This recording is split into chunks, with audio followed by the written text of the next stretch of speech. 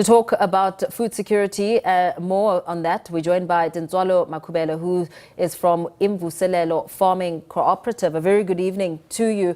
As we look at some of these numbers, it really is startling to see how so much food goes to waste, yet there are people who go to bed hungry in this very country. How do we explain that? Good evening to the viewers and good evening to yourselves. We find it very difficult indeed as people in the periphery and in the informal settlement to see food going into waste. And this is where we came up with plans to start our own initiative of producing food, where presently we are farming in a hub called Ekenhof, where we are producing food in form of vegetables, in the form of maize, in the form of meat, chicken, eggs. And through these programs, we are able to feed our families. And more of the people working in this sector are women, or people who have been introduced to produce their own food are women who are unemployed and women who were never introduced to agriculture, but today they are able. As you become part of the solution, we know that it would be wonderful to hear of a lot more of these kinds of initiatives. But in trying to understand the problem and where it stems for, where are the gaps and between food production and food not reaching the people? The main gap that we have realized is the policy. The policy doesn't articulate, or it doesn't come out very clearly to say how best can food be saved and how best can food be distributed. And this is the way that we can work on. The other problem that we have found is coordination. You find that there are quite repetitions of programs, and these programs could be done by one stream, which can assist in making sure that we save money, we save food, and we feed more. You find that one department has to duplicate the work that is done by another. So if we can avoid duplication, and again, we may have to campaign and make sure that we strengthen the policies that are already existing and create more awareness on distribution of food and on policies that we already have to say how best can we coordinate and streamline the food distribution where it is required.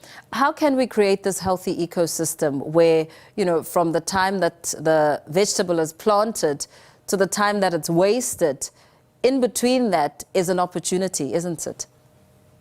Yeah, there are quite lots of opportunities from production line, even from ourselves in the farm.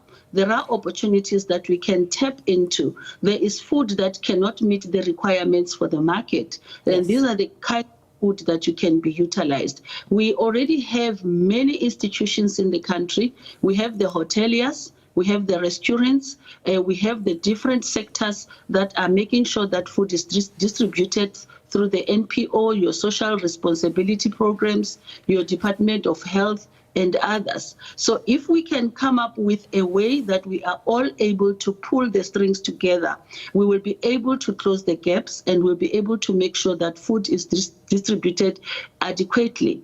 But we cannot ignore the issues of inequality. We are a very unequal country.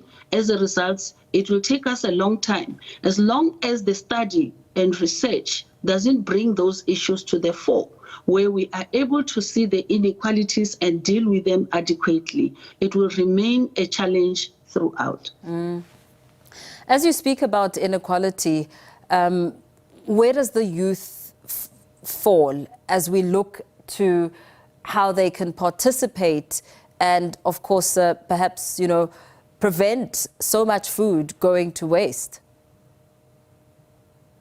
Because of the programs that already have marginalized youth, it's a fact we need to bring the youth to the fore and capacitate them on food production, not on food production only, but on food processing and even on research, to make sure that we have capacities that are required to make sure that as we produce more food, we know how to look after and distribute. So for my take here, in our own farm, we have capacitated young people, where today young people are able to farm and fend for themselves. So we can expand this kind of programs, and we can even introduce legislation where we come up with legislative mandates that will assist us to make sure that food is not wasted and we are leaving no one behind, because constitutionally, as a country, it is a right to have quality food and nutritious food. Do you think if we had a variety of unique foods, like more indigenous foods, perhaps it could assist in preventing so much food from being thrown away if we looked more to food culture and diversity? Absolute. We have forgotten about diversity on food production.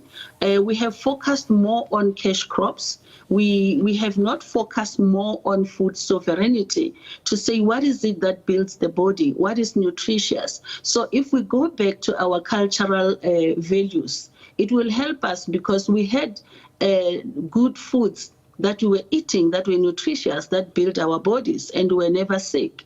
And the food was not processed. So I feel we need to bring in the culture and diversity in the food production line to make sure that the kinds of food that we are eating and producing are adequate and are able to sustain us. Because the food, if it's processed food, it even breeds more diseases. It even creates a lot of other challenges that we have because of the scientific methodologies that are there in processing the foods. So if we come up with all this, it will assist us on the food bank and on the food capacities and on the food distribution. Absolutely. Thank you so much for speaking to us this evening.